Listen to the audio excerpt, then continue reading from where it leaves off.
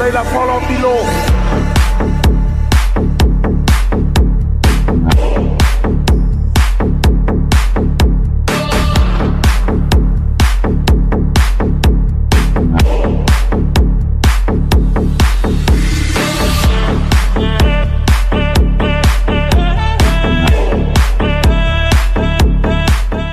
Assalamu alaikum урматтуу биздин көрүүчүлөр. Эсиңиздерде болсо буга чейин биз мына ушундай үйдүн сыртын кооздой турган атайын курулуш каражаты клинкер боюнча маалымат бергенбиз. Азыркы биз көрсөтүп аткан объект дагы бир ушул биздин экинчи объектибиз. Мында кандай материал менен жабдылган, түрү кандай, ошол боюнча мен азыр Жан Жигит байкенин өзүнөн суроо салайын. Айтсаңыз, бул өткөнкү биз көрсөткөн видеодогудан бир аз башкачараак көрүнүп атат. Бул кандай түрү? Бул өткөнкү тарткан немебиз бул облицованный кирпич эле. Облицованный кирпич мынандай жылмакай болот бетичи. Акка окшоп. Мынандай болот чекесиндегидей. Мынау основной панели клинкерный кирпичтен болгон. Клинкерный кирпич мына кирпичтин немесинде чуңкурлары болот. Старый кирпичке окшопчу. Ошондой. Анан фундаменти мозаика деген немеде болгон. Сызыктары бар. Сызыктары бар. Мынау үйдүн бурчектери облицованный кирпичте болгон. Бул баягы кыш бокшо ортосуна эмес жок, баары тегиз болот. Ооба. Анан оона ортолукта турат го. Ойма. Ошолор дагы немеден биздин панелден болгон. Кыскасы ушул сыртына жабдылганын баардыгы ошол сиз иштеп чыккан курулуш каражаттарынын түрлөрү. Ошондой. Бул баасында айырма барбы жокпу берки менен? Баасында баарынын квадрат метри бирдей, 650 квадрат метри.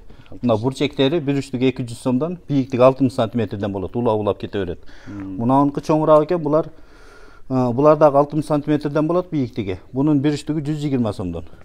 Мунундайлар да бар, десятка 10 сантиметр ширина. Бунун дагы узуну 60 сантиметр. Бунун дагы улап кете берет. Бунун бир үчтүгү 80 сомдон. 180 сомдон. Биз азыр бияктан крупныйраак жерин көрсөтөлү, көрүп турасыздар. Экинчи кабат менен биринчи кабаттын ортосу, ошол колдонулган орнамент жана ошондой эле клинкер. Жанагы эки кабаттуу үй сиздер көргөн клинкер болгон болсо, ал эми бул андан бир топ айырмаланып, облицованный болуп, мындайча айтканда, бул курулуш материалдарынын айырмасы мындай сырты жылмакай болот. Үй көрүп турганыңыздардай негизи бир кабат, бирок мансарты менен эсепте эки кабат деп айтсак болот. Азыр биз бул жерде дагы ушул курулуш каражатын чыгарган ага жаныбызда. Деги эле айтсаңыз, ушул клинкер менен облицованный сырткы курулуш материалынын айырмачылыгы кандай? Облицовка кирпичи менен клинкерный кирпичтин айырмачылыгы, облицованный кирпич бети жылмакай болот, клинкерный кирпичтин бети тырыш болот жанагы. Көрсөтүп өткөндөй. Бетинде чукурлары бар, бетинде чукурлары бар. Бетинде чукурлары бар. Биз сиздерге ушул жерден бир нерсени көрсөтө кетели, анткени көпчүлүк чалганда өзү ушундай түсү менен түстүү болобу деген суроолор дагы болуп атыптыр. Негизги оригинал түсү ушул, Мындай болот. Серий светте эле чыгат. Мына жеринде мындай оймо жерлер бар. Ушу жерлеринен шуруп менен катырылат да. Атайын из калтыргансыз, Чопиги бар шуруп менен катырылат. Атайын издер калтырылган, көрсөңүздөр болот. Бир ушул курулуш каражатында 4 из бар. Ошол 4 жерди тешип туруп, өзүнүн чопиги менен катырып кетет. Азыр бул жерде бирок билинбейт ал. Бул жерде билинбейт, көрүп турасыздар.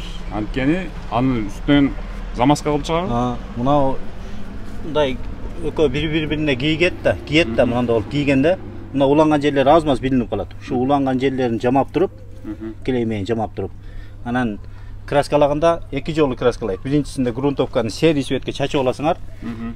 Плюсгатор менен чачылган краска мына шофуна кирип кетет да. Экинчисинде валиктин кылканы жок менен бетине тартканда, кызыл же сарыкка тартканда. Валиктин кылканы жок, мына шофуна кирбейт. Бетин эле бояп коет да. Каналдар калат ошондо. Краскасы силиконовый краска. 10 жыл, 15 жыл өңөчпөй туруп берет. 10 жыл. Бул багындай ылай чаң кирбегенде кандай болот? Ылай чаңда эчтеке болбойт. Тазалап койсо боло берет. Жууп койсо боло берет. Жууп койсо боло берет. Кичине ылай болуп калыптыр го. Койсоң кете берет да. Сууга эчтеке болбойт, түсүн өзгөртпөйт, баягындай. Чаң болгондо суу чачып койсоң кайра жашарып калат. Жаркылдап, жылтырап калат, Көрүп турасыздар, бул жерде терезенин чекелериндеги курулуш каражаты бөлөкчө, ал эми дуалдагысы бөлөкчө, айырмасы бар. Болгону бул жерде түстөр айкалышкан эмес, баары бир түскө болгондуктан билинбей калган. Ошол эле учурда бурчтар дагы бар. Daha başkaça görünет эле да. Көрүп турасыздар, бурчтар. Чекесин дагы башкача кылса жакшына көрүнөт. Азыр деле жакшына көрүнгөн эми. Андыктан муну сиздер кеңеш катары кабыл алсаңыздар болот. Эгерде сиз дагы үйүңүздү ушинтип сыртын ушундай курулуш каражаты менен каптай турган болсоңуздар, бурчун жана терезелердин четиндеги формаларды башка түскө боесоңуз, үйгө дагы да болсо кооздук берет. Бул ошол мансард үйдүн көчө тарабы, жамбаш тарабы көрүп турасыздар. Мен ушул жерден сиздерге 3 бөлөк жерин көрсөтүп коеюн. Ылдыйкы сиздер көрүп турган негизги дубал биринчи кабаттын корпусу боелгон.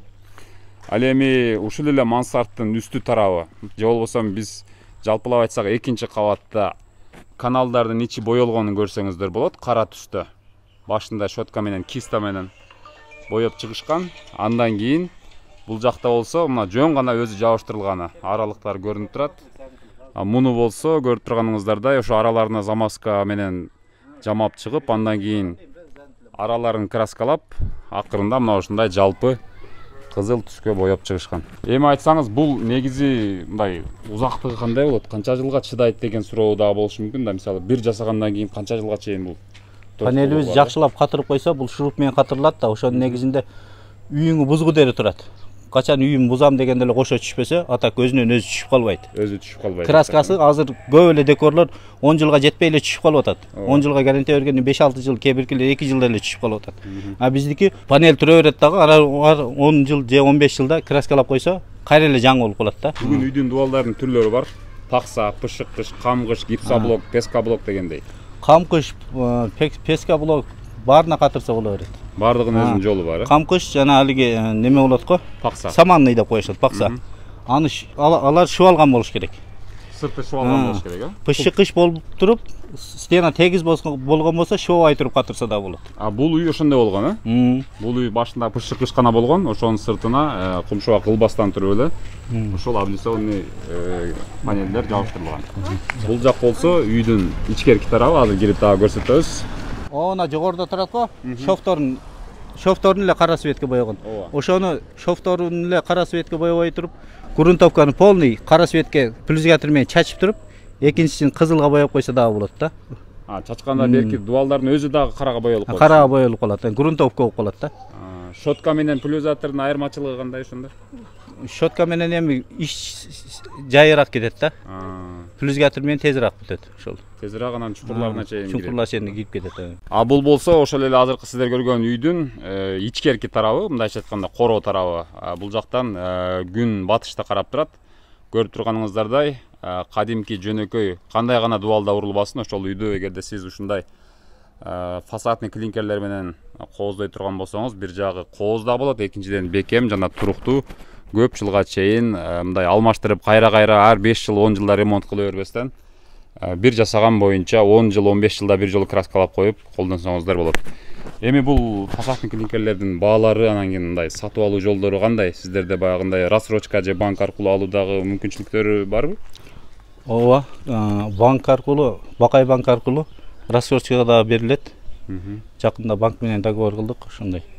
Анан булардын квадрат метри 650дөн.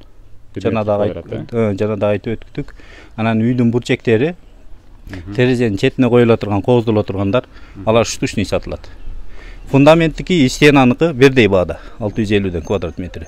Мына ушундай, эгерде сизде үй куруп жатып, бирок ай сайын айлык аркылуу төлөйм дей турган болсоңуз, банк аркылуу рассрочкага дагы алсаңыздар болот. Бакай банк менен кызматташат.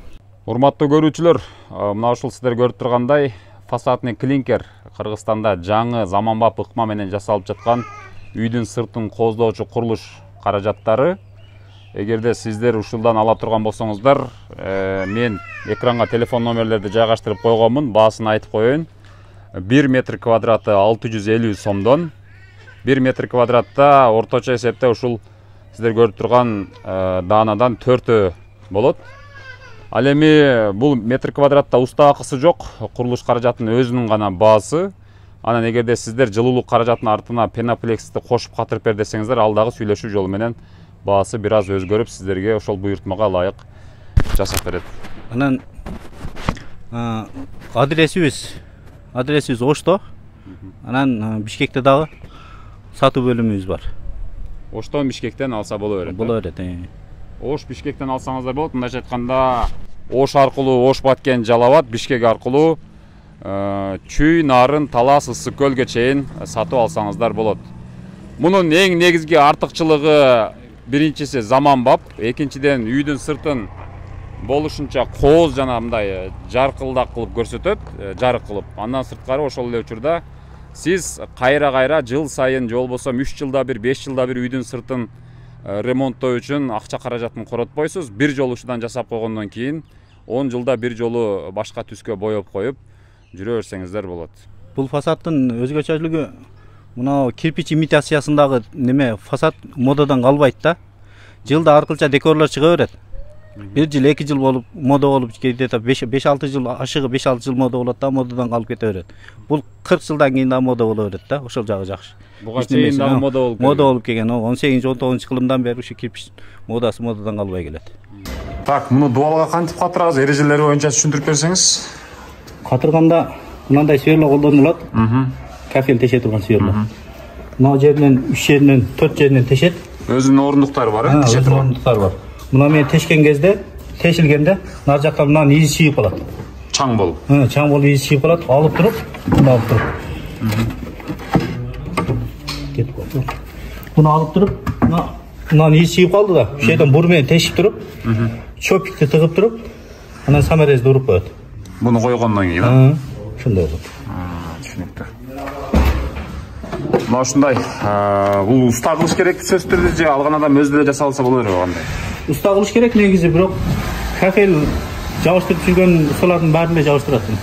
Устачылыктан кабары бар адам болсо, көрүп үйрөнүп алса деле болот. Кафель сыяктуу только бескилей урулат да. Мына катыргандан кийин саморез уруп катыргандан кийин нар жагында чопик кармап калат.